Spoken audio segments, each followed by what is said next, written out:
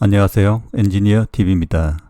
차세대 음극재 LNF, 한국 음극재 선두가 포스코 퓨처엠의 천연흑연, 인조흑연, 그리고 대주전자 재료의 실리콘 등이 있는데, 사실 순수 흑연 제품은 돈이 안 되고 실리콘은 위험에 확대가 쉽지 않은 기술적인 문제가 있습니다. 이것들을 보완하여 그 다음 차세대 음극재의 필요성이 증가하고 있고, 현재 중국 흑연 비중도 축소할 필요가 있기에 바로 적용 가능한 차세대 음극재에 대해서 알아보겠습니다.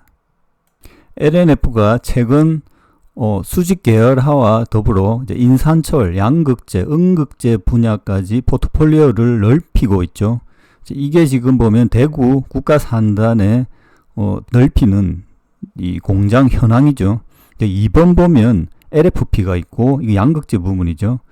1번이 차세대 음극재에 2.5톤이 있습니다. 이것이 뭔지. 여기의 목적도 인플레이션 감축법 IRA, 미국 IRA 대응 탈중국화를 위한 시설이다라는 겁니다. 음극재 기술에 대해서 저의 이전 영상들이 꽤 있기 때문에 참고하시고, 간단히 정리를 해보면, 음극재 에노드 머티리얼이죠. 양극재 캐소드라고 합니다. 이게 이제 처음에 가장 기초적인 게 천연 흑연입니다. 그냥 캐오는 흑연 상태, 요게 이제 약간 가공을 하는 건데요. 그리고 기술적으로 보면 이제 인조 흑연으로 넘어가고요. 천연 흑연은 이제 구형화, 좀 동그랗게 만드는 이런 특성도 있습니다. 여기에 약간 코팅도 하고, 그리고 이제 인조 흑연으로 넘어갈 때 광산에서 천연 흑연 말고 뭐 석탄, 석유죠. 석유에서 부산물로 나오는 니들콕으로 만드는 흑연이 있습니다. 그리고 최근 이제 하드 카본, 이것은 소디움, 나트륨 이온 배터리에 쓰이는 음극재입니다. 그리고 이제 기술적으로 넘어가면 실리콘, 마이크로 사이즈의 실리콘 가루겠죠. 그게 더 작아질 수도 있고 커질 수도 있고, 퓨어 실리콘, 그 다음에 이제 산소를 입힌 산화 실리콘, 이게 이제 대주 쪽이죠. 그 다음에 이제 탄속의 실리콘, 여기 이제 실리콘 카바이드 반도체하고도 좀 연결이 되고요. 가장 단단하죠. 여기에서 뭐 그래핀까지도 있는데, 그래핀은 좀 더 시간이 필요할 것 같고, 이게 지금 보면 흑연과 실리콘이 중심이 돼서 이거를 복합해서 만드는, 뭔가 이 흑연과 실리콘을 쓰든 아니면 또 다른 특수 물질을 써서 복합 실리콘, 복합 음극재라는 부분이 있죠.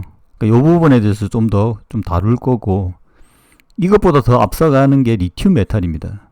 그 리튬 메탈에 대해서도 이제 앞부분의 영상들에서 다루었죠.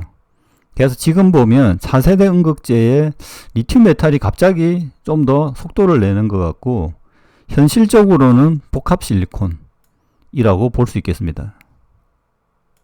흑연이라고 하면 그라파이트를 이야기하는 건데요. 일반 이제 카본과는 뭐 같지만 다르다고 할 수 있나? 완전히 특성이 차이가 조금 있죠. 가장 중요한 것이 이제 온도입니다. 그라파이트가 시작되는, 하드 카본이 시작되는 점에서 200도에서 시작해서 2000도를 넘느냐, 이 과정에서 카보나되고 그라파이트화되는 이런 과정이 있는 거죠. 여기에 이제 음극재는 그라파이트화까지 되어야지 쓸 수 있다라는 겁니다. 이거는 이제 기술적인 참고 사항이고, 이제 온도로 따라서 이제 변환되는 거죠. 여기도 보면 로우 템퍼레처, 카본, 소프트하냐, 하드하냐, 다음 하이 템퍼로 넘어가면 보통 이 하이 템퍼를 3000도로 보는데, 그냥 천연으로 캘 수도 있지만 이 앞담, 석유, 석탄, 폴리머들의 반응들을 통해서, 부산물을 통해서 이 피치코크라는 게 이제 가장 큰 거고요. 이런 것들을 이용해서 인조흑연으로 만들 수 있는 거죠.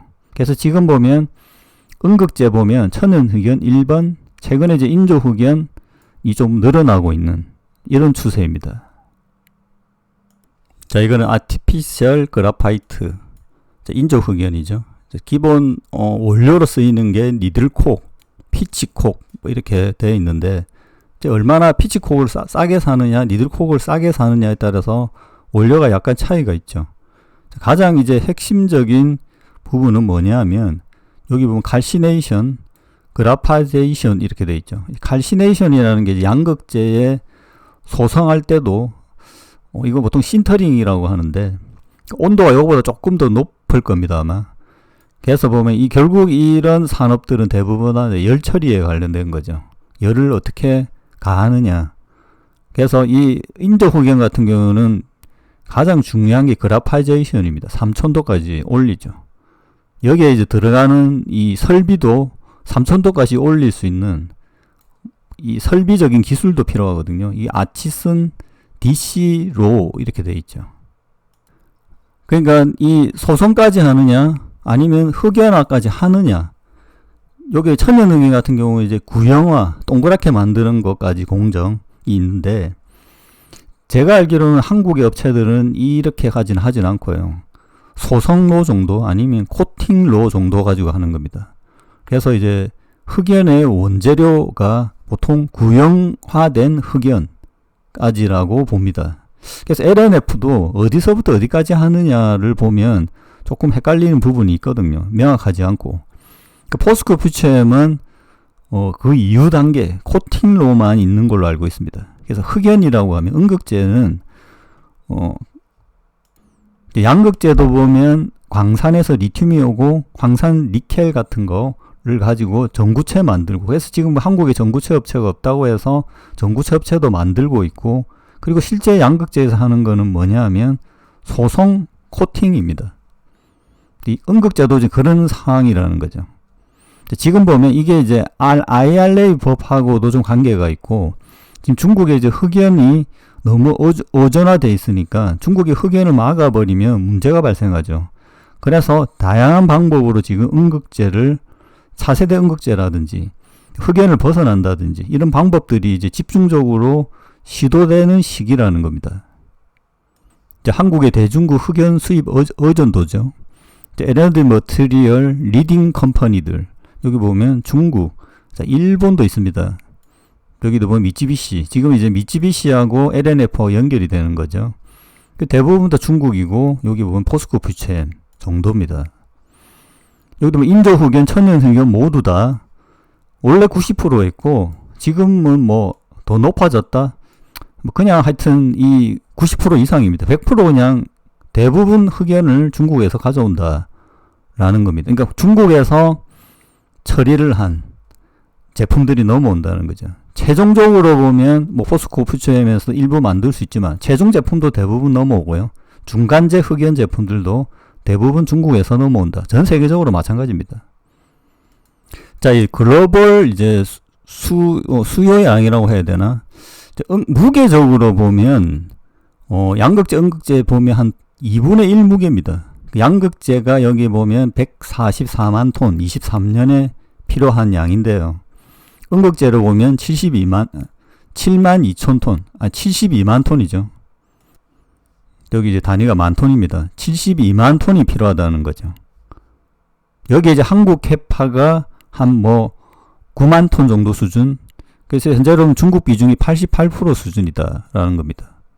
일본도 한국과 비슷한 수준이고, 그 LNF의 2.5톤이면 양극재로 보면 5톤 정도 되는데, 당장 크지는 않지만 이 2.5톤의 어떤 형태, 용량이 어느 정도 되느냐, 그러면 2.5톤보다 더 큰 효과를 발휘할 수도 있고요. 아니면 향후 증설을 할 수도 있고, 또 그렇게 봐야 될 것 같습니다. 그러니까 양극재 같은 경우에 한 10만 톤 증설하면 상당히 큰 규모고, 음극재로 보면 한 5만 톤 정도면 큰 규모거든요. 2.5톤도 작은 규모는 아니다라는 겁니다. 제가 이제 미국 IRA에 대해서 그 금액을 어떻게 현재 기업들이 가져갈 수 있을까라는 부분에 대한 영상들을 꽤 한두 개 올렸었죠. 지금 보면 양극재도 그렇고 니켈도 그렇고 각 구성 요소에 중국 기업이 관여하고 있습니다. 리튬도 마찬가지예요. 보면 중국 지분이 없는 듯 하는데 자세히 보면 중국 지분이 있는 것도 꽤 많거든요. 흑연도 그렇다는 겁니다. 자, 지금 이제 LNF와 합작하는 미쯔비시 케미칼에 대해서 조금 알아봐야 되는데, 미쯔비시 케미칼은 원래 음극재 사업을 이전부터 하고 있었고, 꽤 큰 중요한 기업입니다. 근데 이제 확장을 안 했었는데, 최근에 이제 캐파 확장을 하는 거거든요. 일반적으로 이제 미쯔비시 케미칼은 제조는 하지 않고요. 대부분 제조를 외주화하는 방식입니다. 일본에 있는 카본 기업들도 미쯔비시 케미칼의 기술을 가지고 제조만 하는 기업, 광산을 가지고 있다든지 이런 경우, 그게 이제 중국으로도 넘어가 있었죠. 그 중국 자회사가 있다는 겁니다. 칭따오, 여기 이제 에노드 가세입니다. 근데 이제는 이제 IRA 문제 때문에 한국으로 넘어오는 거죠. 한국의 파트너를 LNF로 잡았다. 이제 이렇게 보면 될 것 같습니다. 그리고 이제 실제 그러니까 흑연의 광산도 보면 지금 최근 보면 모잠비크, 그다음에 이제 호주, 그다음에 보면 이제 노르웨이 운영 이런 것들과 지금 합작을 하죠.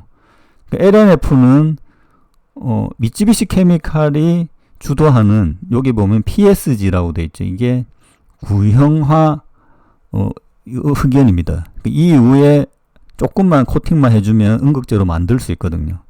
이걸 미쯔비시 케미칼이 다 해서 주고 LNF가 음극재를 만드는 이런 구조죠. 여기 보면 포스코도 지금 여기 보면 호주 남부의 프로젝트하고도 관계가 있죠. 포스코도 이런 방식으로 이제 광산과 협의하고 있는 겁니다. 그러니까 포스코 홀딩스, 포스코 인터내셔널의 역할을 LNF 같은 경우는 미쯔비시 케미칼이 해준다는 거죠.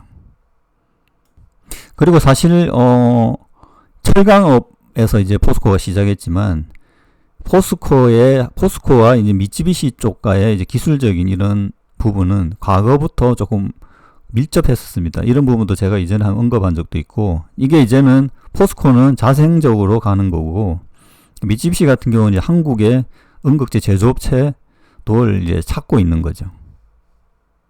자, 미쯔비시에서 하는 이 두 가지, 기본적으로 내추럴 그래파이트, 천연 흑연, 아티피셜 그래파이트 두 가지 베이스로 하는 거죠. 이거는 그냥 기본 음극재, 흑연 음극재 시장에서는 기본적인 겁니다. 그래서 이제 6월 보면 미쯔비시와 손잡고 음극재 사업 진출, LNF가. 여기도 보면 천연 흑연의 장점, 가격, 경쟁력뿐만 아니라 인조 흑연의 효율도 함께 확보하였다. 그러니까 미쯔비시의 기술과 제품들을, 반제품을 같이 얻게 되는 겁니다. 기술 지원도 해주는 거죠. 앞부분에 보면 SPG라고 되어 있잖아요. 그러니까 처음에 마이닝을 하고 나서 SPG까지 만들어주면 그 이후에 코팅 공정만 진행하는 겁니다. 그래서 이 SPG 상태로 대부분 천연 흑연은 유통된다. 그러니까 중국에서도 SPG 상태로 대부분 넘어옵니다.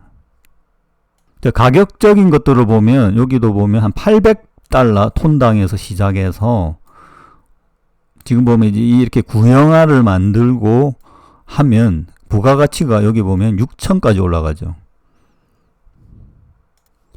그러니까 양극재에서 니켈, 리튬, 광산에서부터 전구체, 수산화 리튬까지 가는 과정과 유사합니다.